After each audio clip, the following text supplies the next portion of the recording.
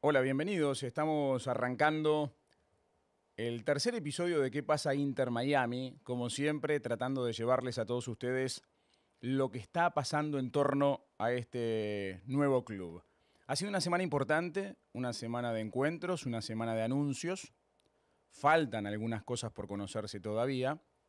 Y lo primero que queremos contarles es que, como tuvimos en el primer episodio a la gente de Siege, como tuvimos en el segundo a la gente de Southern Legion, nuestra intención hoy era contar con la gente de Vice City. Lamentablemente, por algunos temas personales de quien iba a estar en la jornada de hoy, no tendremos su presencia. Por supuesto que las puertas quedan abiertas para cuando ellos dispongan a estar con nosotros para contarnos cómo se preparan de cara a lo que viene. Pero como les decía, hay cosas importantes, hay noticias y vamos a hablar con Don Vizca hoy de los temas que ustedes quieren conocer. A pocos meses del debut en la MLS, ya se conocen varios integrantes del primer plantel del Inter Miami. Algunos fueron contratados en el inicio del proyecto, otros se sumaron a través de draft. La lista no está cerrada y la expectativa va en aumento. Con Eduardo Vizcayart analizamos los puntos fuertes del equipo que asoma. Bueno, es un gusto tenerte de vuelta, Don Vizca. ¿Cómo va? ¿Cómo te va, Alejandro? Bueno, han pasado cosas importantes en esta semana, algunos anuncios, algunos hechos. Lo primero es una grata sorpresa que tuvieron los hinchas del Inter Miami, de la cual lamentablemente no pudieron participar los medios, incluidos nosotros. Correcto. Porque, una vez más, el club optó por manejar con mucho secreto lo que estaba pasando en torno a la llegada ni más ni menos que de David Beckham otra vez a la ciudad. Correcto. Beckham pasó por el estadio. Vamos a recapitular un poco lo que ha ocurrido en los últimos días. Se había anunciado la probable, el probable nombramiento del entrenador, la oficialización de la llegada del entrenador. Todavía eso no ha ocurrido, pero sí pasó Beckham por el estadio, habló con los trabajadores, vimos un video que los canales de comunicación del club difundieron. Como decías, lamentablemente no pudimos estar allí presentes, pero sí, por suerte, estuvieron los hinchas. Sí, fue una gran sorpresa para los hinchas, una gran sorpresa para los trabajadores del estadio, que pudieron, sacarse fotos y disfrutar la presencia de Beckham y de Jorge Mas, donde, agradecieron, por supuesto, el esfuerzo hecho hasta ahora. Vale la pena acotar que aquí no es que nos ponemos celosos, ¿no? Porque en realidad ningún medio fue convocado, ¿no? Esta es una estrategia del club. Uno no la comparte claramente, pero está en su legítimo derecho el club de manejar la comunicación como le parece. Coincidió esa situación con otro anuncio importante, que tiene que ver con el calendario. Ya se conocía cuál iba a ser la fecha del debut en casa, el 14 de marzo frente a Los Ángeles Galaxy. Y curiosamente el otro equipo de Los Ángeles va a ser el primer rival del Inter Miami en una temporada de la MLS que va a arrancar el último día del mes de febrero. Correcto. 25ª temporada, o sea, las bodas de plata de la MLS que se cumplen con esta campaña, la 2019. Debut entonces contra el Los Ángeles Fútbol Club a las 5:30 de la tarde, hora del este. Allí será el debut del Inter Miami. A partir de esto, se van a ir cumpliendo los siguientes pasos, ¿no? Que es, ya tenemos nombres de jugadores que se están incorporando, ya tenemos parte del calendario que será anunciado, ya sabemos un poco el formato. El equipo va a jugar 34 partidos en la temporada, 17 en casa, 17 afuera. Ellos comprenden 24 partidos interconferencia y 10 partidos contra equipos, 24 partidos de la misma conferencia y 10 entre ciertos rivales que la liga elija de la conferencia del oeste. Bueno, y se dio esta situación de que Los Ángeles va a ser una ciudad que tenga mucho que ver con el arranque del Inter Miami, porque, los dos equipos de esa ciudad van a ser los primeros rivales. Insistimos, Galaxy, el primer rival del Inter Miami en el estadio Lockhart. Correcto. Y Los Ángeles FC es el primer rival en la historia del Inter Miami en la MLS el 1 de marzo. Y de hecho ya hay campañas de los hinchas para viajar a la ciudad. Hemos visto en las redes sociales cómo se han publicado incluso hasta las tarifas de los vuelos para que, el equipo pueda tener el aliento correspondiente. Un partido histórico, en el debut. por eso. ¿Qué te parece? Además, frente a un equipo que ha hecho muy bien las cosas en la temporada anterior. De hecho, fue el equipo que consiguió más puntos No es un buen debut. en la temporada regular. Arrancando a partir de allí. Perdió, es cierto, en la final de conferencia, pero fue un equipo que hizo muy bien las cosas. Correcto. Lo tuvimos a Matías Rossi en nuestro último podcast. A Diego. A Diego, perdón. Y a partir de allí, él tiene que confirmar que va a poder seguir en el equipo, pero seguramente Carlos Vela, en fin, no es un buen debut. Y luego llega el otro partido contra el ex equipo de Beckham, que me parece que va a tener para él un impacto desde lo anímico muy fuerte, ¿no? Sí, claro. Porque es justamente eso. Vamos a ver cómo está el estadio, cómo se va a presentar el estadio. Me cuesta mucho creer que con todo lo que y las palabras de Beckham, hablando de la entrega, de la gente, que esa va a ser una casa temporal. Pero, bueno, en algún momento tendremos la posibilidad de que alguien aquí nos hable directamente y no hacer tanta especulación sobre los planes del club. Bueno, volviendo a ese debut frente a Los Ángeles FC, hay un jugador en particular que va a vivir una situación muy especial, porque Lee Nguyen fue una de las figuras principales del equipo de la costa del Pacífico y que fue uno de los jugadores elegidos en el draft para llegar al Inter Miami. O sea que va a enfrentar a su ex equipo. Y a mí se me antoja, y aquí nos metemos de alguna manera en el análisis de lo que hay hasta el momento del plantel, que es una de las figuras a tener en cuenta. Un jugador con mucha experiencia, de los veteranos ya, pero que ha hecho, al menos en la última temporada, una muy buena campaña. Es un jugador que va muy bien por izquierda, un jugador que tiene una potencia física muy particular, un volante ofensivo que si tiene que jugar como lateral lo hace sin problemas. Insisto, va bien al ataque, tiene buen manejo de pelota y puede ser una de las piezas de referencia de este primer plantel, sobre todo por la edad, ¿no? Correcto. Se está justamente apelando a eso, trabajando en un doble frente. Un mix. Sí. Veteranos que sostengan al equipo en lo traumático que puede llegar a ser el primer año, la primera temporada, a partir de Nguyen, del arquero, Luis Robles, un arquero veterano, un arquero de 35 años, que jugó en Nueva York, que jugó en Alemania. Me parece que a partir de allí la idea de la dirección deportiva es eso, buscar cierta solidez y luego también trabajar con jugadores más jóvenes. Sí, aquí hay un trabajo de base que se está haciendo, ¿no? Las divisiones formativas ya están trabajando. Evidentemente hay una proyección a futuro de contar con jugadores criados en el club. Pero eso va a terminar cuajando más adelante. Y lleva un tiempo. Me parece que en las primeras 2-3 temporadas...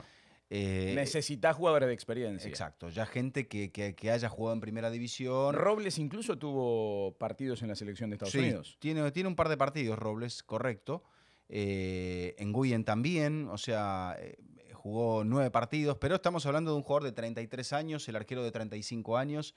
Son, me parece, de esos veteranos necesarios que tiene que tener un equipo, sobre todo en su primera campaña. Hay 2 arqueros fichados, porque además de Robles, llega Meredith, que era arquero suplente en los Sounders de Seattle, el equipo campeón de la MLS. O sea que también el plantel cuenta con una figura que supo levantar una copa. Es cierto, no tuvo el protagonismo que quizás esperaba, pero hay un campeón en el plantel. O sea que desde el punto de vista del arco parece... Bueno, cerrada la situación, por más que pueda haber un tercer arquero que seguramente va a ser alguien más joven. Sí, hay en el roster, tal cual como se lo conoce ahora, hay ya 4 arqueros. Me parece que la posición ya está cerrada. Ya está cerrada. Claro, pero hay que ver quiénes son los 3 que se quedan, digamos, trabajando regularmente.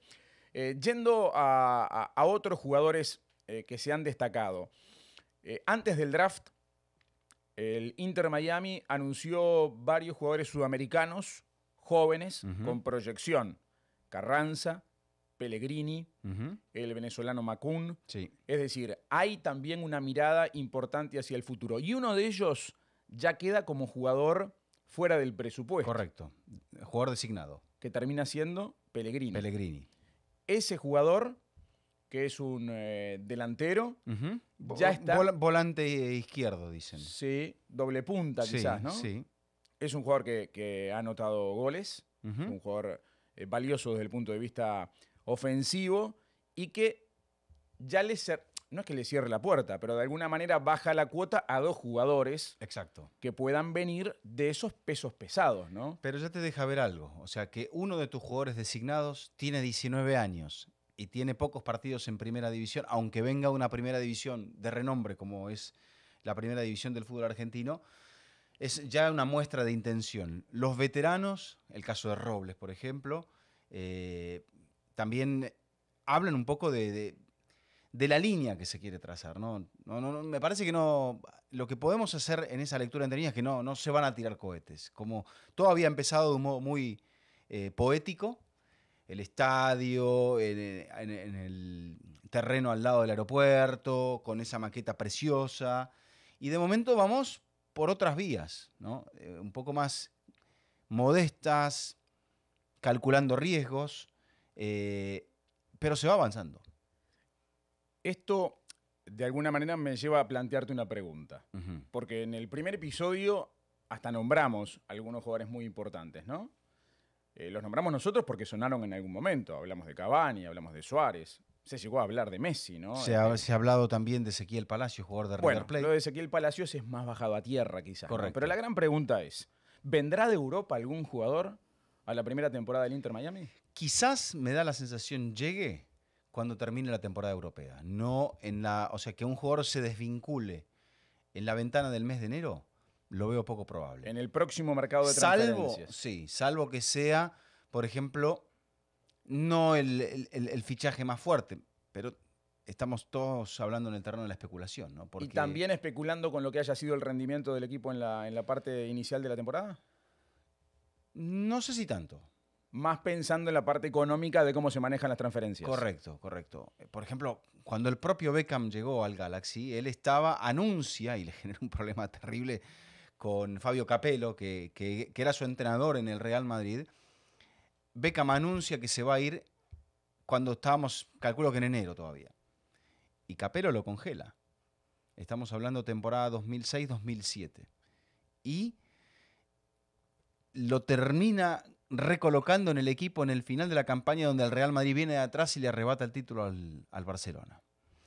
En este caso puede ser que ese refuerzo estrella sea o le ocurra más o menos lo mismo, que juegue la última temporada o termine la campaña europea en el mes de mayo, se toma unos días, Ibrahimovic llegó exactamente parecido, y que después se incorpore. Pero quizá tengamos noticias de alguien más que llegue como jugador designado para el comienzo de la temporada el 1 de marzo. La otra teoría, que también es factible, es que esto esté asociado irremediablemente al entrenador. Es decir, yo creo que ya debe estar. Que cuando haya anuncio del entrenador, tengamos un anuncio también de ese jugador estrella, ¿no? Quizás por ahí es la esperanza que albergan algunos aficionados todavía para tener ese jugador designado que venga del viejo continente. Nombraste a Palacios, a Ezequiel Palacios, un jugador que anduvo muy bien en el River subcampeón en esta última edición de la Copa Libertadores de América. ¿Qué le podría aportar? ¿Por dónde ves? Ahí hay como un equilibrio, ¿no? Es un jugador que no es tan joven, sí, tampoco es tan veterano, no, ya tiene campaña a nivel internacional. Podría sintetizar un poquito todo lo que está buscando el club, ¿no? Podría llegar a serlo, depende del interés también que haya del jugador de otros mercados, ¿no? Si es un jugador que tiene para más, quizá lo piense dos veces, porque como pinta Alejandro y como son las primeras temporadas de los equipos que debutan en esta liga, es una temporada de una palabra que se ha utilizado mucho en estos días, de transición. Es el comienzo, pero también es el camino hacia algo más. Entonces, si se hablaba de que, por ejemplo, Palacios podía ir al Real Madrid o podía ir a un club de primer nivel en Europa, no sé si él vendría aquí. También se habla de otros equipos un poco más consolidados dentro de la misma liga. Entonces, yo no sé si eso es humo o es cierto. Ahora, ¿no le está faltando entonces al club de alguna manera verbalizar ese mensaje? Es decir, decirle a la gente cuál es la intención inicial, porque también es cierto que hasta el momento ha sido todo mucho entusiasmo y mucha concreción también. Pero es decir, en términos bien gráficos, a veces la manija te lleva a que el aficionado tenga más expectativas de lo que la realidad puede llegar a concretar. Entonces, me parece... La expectativa me parece que ha superado lo que Claro, los la expectativa dirigentes- está por el demasiado cielo. alta. Está por el demasiado cielo. alta, sí, sí. Entonces, la pregunta es, ¿no deberían las autoridades, si ese es en realidad el foco, bueno, decir, tranquilos, este es un proyecto, este es un camino que vamos a recorrer juntos, pero no pongamos todas las fichas en la primera temporada, porque si las cosas no salen bien, esto es obvio, ¿no? A grandes expectativas, ante Grandes los malos decepciones. resultados, grandes decepciones, ¿no? Sí, bueno, ante el interrogante que estás planteando es la típica pregunta que la gente en la calle te dice, ¿me lo estás preguntando o me lo estás afirmando? Y ese es el tema, ¿no? ¿Cómo se está palpando esto desde las oficinas del club? No lo sabemos. Lo cierto es que, como habíamos arrancado, ¿no? Para estas fechas, estamos ya a menos de 3 meses del debut, para estas fechas quizás da la sensación de que no tengo un cronograma. Por ejemplo, cuando el Los Ángeles Fútbol Club arrancó, por ejemplo, cuando se anunció a Vela. Entonces, habría que ir al archivo un poquito para ver eso, porque Vela fue la gran contratación para un mercado como el mercado de Los Ángeles, tan fuerte para el mexicano. Traer un ídolo mexicano es algo que se estaba manejando. Ujú. Entonces, se lo saca de la Real Sociedad y llega Carlitos Vela. Bueno, pero podemos hablar también del caso de Atlanta, ¿no? Atlanta arranca, consigue un título rápidamente y de la mano de un entrenador que había estado dirigiendo al propio Barcelona, Sí, ¿no? bueno. Es decir, también ahí Que el había Atlanta dirigido es en una Copa del Mundo, otro ejemplo importante, ¿no? que había sido subcampeón de la Copa América, o sea, primer nivel. Pero bueno, ahí está el éxito de la gente de Atlanta. Atlanta trabajó con, no quiero utilizar esta palabra, pero trabajó con mucha seriedad desde el principio y ahí están los resultados. Volvemos al equipo. Me parece hasta singular que en el equipo de las Garzas esté De la Garza, ¿no? Esa es una historia romántica, llena de color seguramente para los periódicos locales, porque es otra de las figuras con recorrido en la liga que Otro veterano. va a estar en el plantel. Otro veterano, 32 años, creo que llegó a jugar con Beckham en el Galaxy. Jugó en Houston, en fin, es un jugador que me parece que se busca eso. Fíjate que estamos hablando de un defensor, de un arquero. Un volante ofensivo. Correcto, de ciertas posiciones donde se requiere solidez. Y bueno, la llegada de Adolf Joseph de la Garza, como se lo conoce, AJ, me parece que va dentro de esa línea que el club quiere establecer. El otro elemento importante que surgió en el amanecer del Inter Miami es Christian Macoun. Sí, Este jugador muy joven, de origen venezolano. 19 años. Fue capitán de la selección sub-17, integró también la selección sub-20 subcampeona del mundo, ni más ni menos. Un jugador que fue fichado por la Juve, Sí. cedido en préstamo. Ujú. Es uno de los jugadores con mayor proyección, quizás, si podemos aventurar algo de los que está dentro del plantel. Sí, puede jugar en dos posiciones, como defensor o como mediocampista de corte defensivo. Lo que mencionabas, lo que más llama la atención dentro de su currículum es ese paso por la primavera de la Juventus. Pero es muy joven todavía, 19 añitos, de padre de origen camerunés y todo por delante. Es el mismo caso que los dos fichajes argentinos, que son Matías Pellegrini y Julián Carranza. Bueno, no O sabemos... sea, ahí hay otra línea. Sí, sí. Vimos los veteranos Sí. y esta es la otra línea, la línea de los juveniles. Lo La que está línea faltando- la línea del jugador sudamericano juvenil de talento, de proyección. Lo que está faltando ni más ni menos es el entrenador y si aparece ese gran jugador designado para integrar este primer histórico plantel del Inter Miami. Ya sabemos todos lo que vamos a hacer el 1 de marzo, Ujú. ya sabemos todos lo que vamos a hacer el 14 de marzo, primeras fechas para el arranque de la temporada del Inter Miami en la MLS. Habrá que ver qué es lo que pasa después. Bueno, creo que hay ciertas piezas que se van completando.